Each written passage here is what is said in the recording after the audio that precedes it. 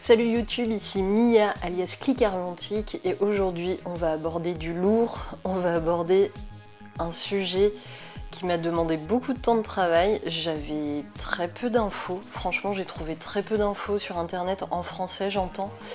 Et c'est pour ça aussi que je voulais faire cette vidéo, pour qu'on puisse regarder ensemble et qu'on puisse apprendre ensemble sur des sujets autour de la photographie argentique. Et voilà, c'est pour ça que je sors cette vidéo aujourd'hui. Aujourd'hui, on va essayer de comprendre comment fonctionne une lumière inactinique. Alors, comme vous le savez, ou si vous n'avez pas vu la vidéo de la semaine dernière, je vous conseille d'aller la voir, elle va s'afficher en haut, je vous la mettrai en suggestion.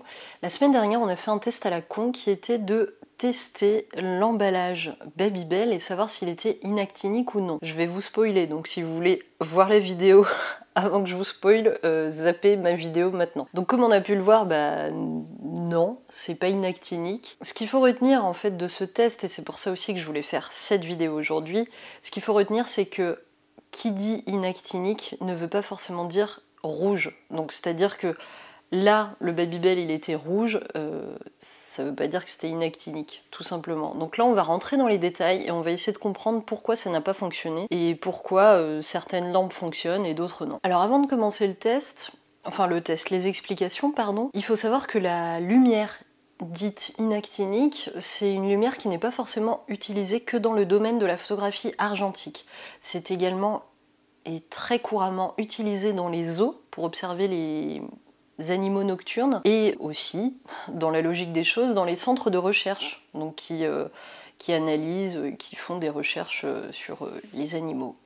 Voilà. Pour ce qui est de l'inactinique, ce qu'il faut savoir c'est que c'est pas forcément du rouge. Il existe des lumières qui sont tirées du jaune-vert un petit peu. Je vous mettrai en image une autre lumière que j'avais, une lumière inactinique, qui justement a un filtre qui est jaune-vert, qui lui aussi est inactinique pour le papier photosensible. Donc c'est pas forcément rouge. Vraiment, c'est ce qu'il faut retenir également, c'est que l'inactinique ne veut pas forcément dire que c'est rouge. Et vice versa, mais ça vous l'avez bien compris vu qu'on a fait le test du Babybel et que ça n'a pas fonctionné. Pour la petite parenthèse d'ailleurs par rapport à ce petit filtre jaune-vert, certains photographes préfèrent largement les lumières inactiniques qui sont jaune-vert et pas une lumière inactinique rouge, parce que par exemple pendant la montée des gris dans le bain de révélation, le rouge a tendance à un petit peu plus contraster l'image et ça peut fausser justement l'appréciation du photographe au moment de la révélation. Beaucoup de photographes préfèrent les lumières inactiniques qui sont jaune-vertes parce qu'en plus,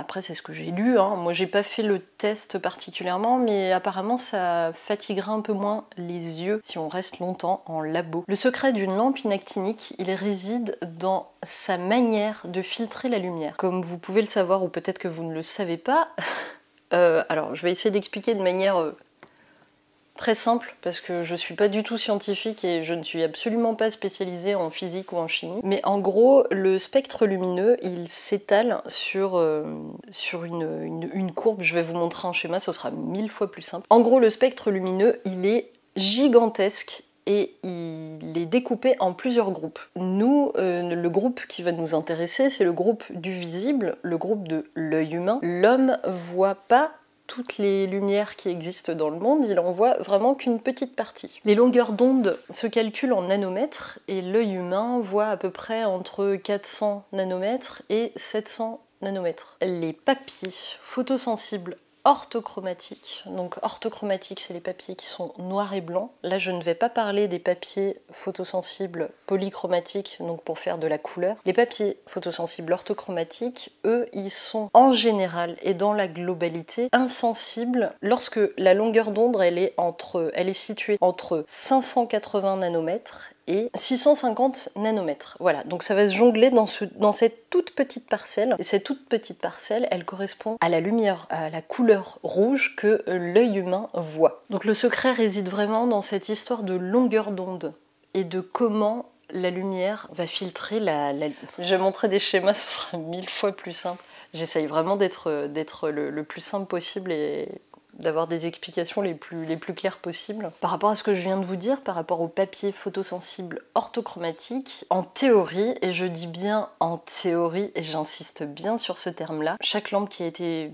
construite et faite par des fabricants, elle est censée être adaptée à un seul type de papier, et pas forcément plusieurs. Chaque lampe a sa propre spécificité et sa propre sensibilité pour filtrer ces fameuses longueurs d'onde en fonction de tel ou tel papier photosensible. Si vous comprenez et vous lisez l'anglais, je vous mettrai en lien en description un fichier PDF de chez Kodak qui explique un petit peu ça, vraiment assez brièvement, mais qui explique vraiment à quoi correspond tel papier de chez eux et quelle ampoule il faut pour développer et travailler avec tel ou tel papier. Donc si on se base là-dessus, ça signifie que chaque papier photosensible a sa propre amplitude d'inacticité, je ne sais pas si ce terme existe, mais a sa propre amplitude en longueur d'onde. Par exemple, il semblerait que le papier Polymax 2RC, il puisse descendre en sensibilité jusqu'à 550 nanomètres, alors que la plupart des papiers, comme je vous l'ai dit juste avant, c'est entre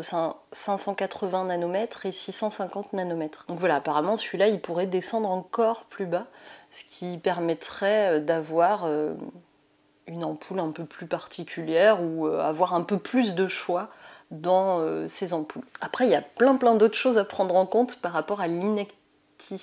Je ne sais toujours pas si ça existe, mais c'est pas grave, au pire, voilà, vous tenez pas en compte ce mot-là. Il y a ça à prendre en compte, il y a le papier évidemment, mais il y a aussi le révélateur. Ça, on va en parler juste après, parce que ça dépend aussi également des révélateurs. Ce que je voulais juste ajouter par rapport au papier, c'est que là, tout ce dont je vous ai parlé, c'est que je vous ai même pas parlé de... Enfin, les facteurs peuvent également changer si votre papier est périmé ou non, en fonction de la marque, en fonction de si c'est un papier multigrade ou non. Enfin, je pense que ça joue aussi. Donc il y a vraiment énormément de facteurs à prendre en compte. Nous allons faire une petite pause car je n'ai plus de batterie, donc je dois changer ma batterie. Donc comme je vous le disais avant la pause, le choix du papier est important et peut changer cette histoire de lumière inactinique, mais il y a également le révélateur. Le révélateur a un paramètre ultra important dans le choix de votre lumière et dans le fonctionnement finalement de la lampe inactinique. Par exemple, toutes les indications que je vous ai données dans mes vidéos jusqu'à maintenant, elles sont valables et uniquement valables si vous utilisez un révélateur tel que le cafénol ou sinon un révélateur au sel d'argent. Si vous êtes un peu joueur et que vous utilisez du révélateur, je ne sais pas moi, du révélateur aux plantes, avec de la menthe, de la sauge ou je ne sais quoi, et il faut pas prendre en compte mes vidéos jusqu'à maintenant. Pas du tout. Parce que l'inactinique des plantes, ce n'est pas le rouge, c'est le vert. C'est pour ça qu'il vous faudra non pas une lumière rouge, mais une lumière qui sera un peu tirée sur le vert. J'aimerais aussi qu'on voit et qu'on essaye de comprendre par rapport à cette histoire de longueur d'onde, pourquoi les lampes arrière de vélo, elles sont parfaitement inactiniques pour les labos. En tout cas pour la plupart d'entre elles. Et ben ça va être très simple, parce que c'est une histoire entre ampoule classique à l'ancienne et LED. Et ça va être assez simple à comprendre, parce qu'en fait la différence entre une ampoule à l'ancienne, je dis ampoule à l'ancienne, c'est une ampoule qui n'est pas LED. La différence entre une ampoule à l'ancienne et une LED, elle vient de des longueurs d'onde en fait d'émission. Une ampoule classique, donc une ampoule classique à l'ancienne ou une ampoule classique avec un système de filtration, elle va avoir une lumière qui est polychromatique, donc c'est-à-dire qu'elle va avoir plusieurs longueurs d'onde. La différence, elle est énorme avec la LED, puisque la LED, elle va avoir une lumière, monochromatique. Donc elle va avoir qu'une seule longueur d'onde qui va passer à travers et qui va émettre la lumière. Je ne sais pas si vous voyez la différence, mais la différence est énorme et c'est en ça que joue ce problème d'actinique ou d'inactinique. Pour vous expliquer un peu, l'ampoule qui va être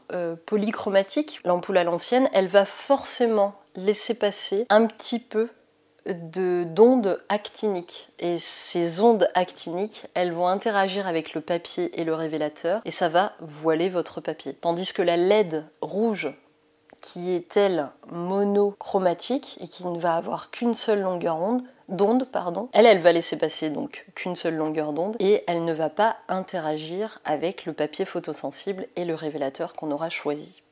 Sauf s'il est avec des plantes, je l'ai déjà expliqué juste avant. Et c'est donc ce que j'expliquais, qui est que la LED rouge, c'est en gros l'éclairage inactinique parfait. Parce que, justement, vu qu'elle n'a qu'une seule onde et qu'elle n'émet qu'une seule onde, il n'y aura aucun souci pour vos développements et vos tirages argentiques en chambre noire. Quoi qu'il en soit, et ce qu'il faut retenir de cette vidéo, c'est que l'important est de pouvoir faire des tests, faire vos propres tests. Parce que là, comme vous pouvez le constater, chaque papier est différent, chaque révélateur est différent, chaque fonctionnement est différent. Et c'est toujours important de pouvoir faire des tests de vos éclairages inactiniques. Moi, comme vous avez pu le voir sur ma chaîne, j'ai fait des tests, notamment avec des lampes arrière de vélo. Mes tests étaient très trash, très brutal et pas du tout productifs. Moi, ce que je vous conseille réellement quand vous faites des tests, c'est pas de coller votre source lumineuse, même avec le Babybel, c'était hyper trash. C'est pas, le but est pas de coller la source lumineuse à votre papier. Ça sert presque à rien parce qu'en soi on travaille jamais avec une lumière qui est collée à notre papier. Il faut essayer toujours de travailler avec sa source lumineuse, gardez toujours votre source lumineuse à environ 1,20 m de vos bacs et de votre espace de travail. Et si vous voulez faire un test et réellement tester si votre lampe est inactinique par rapport à votre papier que vous utilisez, que vous adorez, que vous avez toujours, le meilleur test à faire, c'est celui que je vais vous donner maintenant et que j'ai chopé dans un forum, Je vous ai mis de toute façon tous les liens de mes sources et d'où mon blabla vient, parce que je l'ai pas sorti de nulle part. Comme je vous dis, moi c'est pas du tout mon domaine de prédilection de connaître absolument de manière scientifique comment fonctionne la lumière en règle générale. J'ai appris plein de choses avec cette vidéo. Donc voilà, n'hésitez pas à regarder les liens si vous voulez aller plus loin dans vos recherches et dans votre compréhension de cette histoire d'inactinique et d'actinique. Pour effectuer un test d'inactinisme de votre papier, le test est très simple, il dure 15 à 20 minutes. Enfin, dans l'idéal, c'est ce qu'il faut faire, c'est ce qu'ils disent dans les forums. Je suis tombée sur pas mal de forums qui avaient à peu près le même test, qui utilisaient le même test. Donc il vous faut le noir complet. Il faut que vous choisissiez une feuille de votre papier noir et blanc classique qui est vierge de toute exposition, mais ça c'est plutôt logique, sinon on verra rien. Et des pièces de monnaie. Il y en a qui utilisent des pièces de monnaie, je trouve ça assez... je trouve ça pas mal. Vous allez poser votre feuille photosensible, orthochromatique, si je dis pas de conneries. Donc noir et blanc, hein, pas polychromatique, parce que polychromatique, la lumière rouge, la LED rouge, elle va cramer le papier, hein, clairement. On va reprendre notre test. Vous prenez votre feuille de papier, vous la posez, vous posez dessus plusieurs pièces de monnaie, vous allumez votre lumière inactinique pendant 15 à 20 minutes et ensuite il faudra développer votre papier dans le noir total parce que sinon vous allez fausser vos résultats et ça vous permettra justement de vérifier si votre papier est totalement inactinique ou non. C'est sans doute un des meilleurs tests, un des plus probants qui pourra vraiment vous faire constater si votre lumière est bel et bien inactinique à votre papier, à vous, tout simplement. Et votre révélateur également.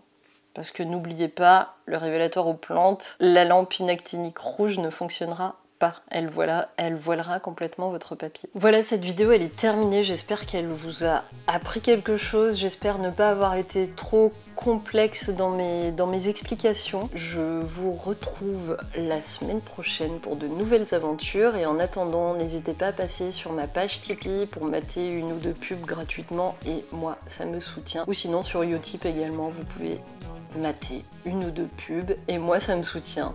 N'hésitez pas également aussi à me soutenir sur Tipeee hein, si vous avez des sous et que vous ne savez qu'en faire.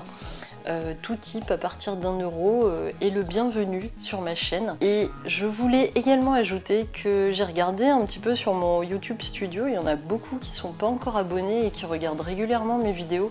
N'hésitez pas à vous abonner, ça me soutiendra vraiment beaucoup. Il y a à peu près 40% je crois des personnes qui regardent mes vidéos qui ne sont pas abonnées. Donc ça me ferait très très plaisir si vous cliquiez sur mon petit Pablo dessin. pour vous abonner. Allez, je vous retrouve la semaine prochaine. Salut!